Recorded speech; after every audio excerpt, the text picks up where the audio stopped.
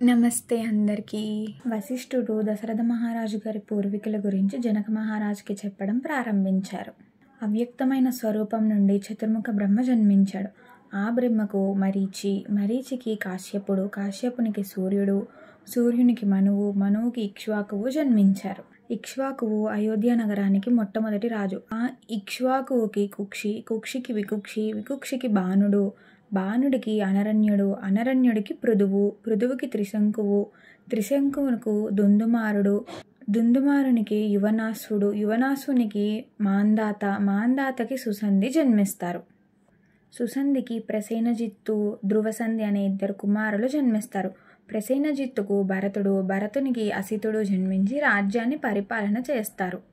ఆ అసితుడికి సగర చక్రవర్తి జన్మిస్తాడు. ఆ సగరుని పుత్రులైన 6,000 మంది సగరులు భూమిని తవ్వేస్తే పెద్ద పెద్ద గోతులు ఏర్పడ్డాయి. ఆ గోతుల్లోకి వచ్చి నీరు నిలబడ్డాయి కాబట్టి వాటిని సాగరములు అన్నారు. సగరునికి మరొక కుమారుడు కూడా ఉన్నాడు. అతనే అసమంజసుడు.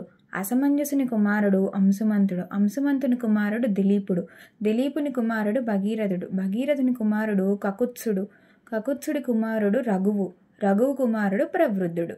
ఆ ప్రవృద్ధునికే కల్మషపాదుడు అని పేరు కూడా ఉండేది. ఆ కల్మషపాదుడికి శంకనుడు అనే కుమారుడు ఉన్నాడు.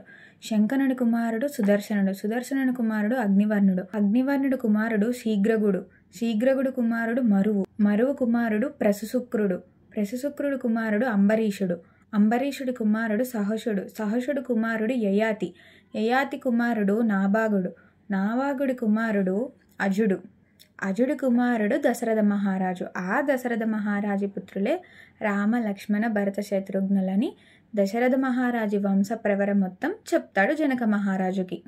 ఇది దశరథ మహారాజు గారి వంశవృక్షం. ఇందులో చెప్పబడిన వాళ్ళందరూ కొన్ని వేల సంవత్సరాలు అయోధ్య నగరాన్ని పరిపాలించి యజ్ఞాలు, యాగాలు చేసి స్వర్గలోక ప్రాప్తి పొందినవారే. ఒక్కరూ ధర్మాన్ని తప్పిన వారు లేరు.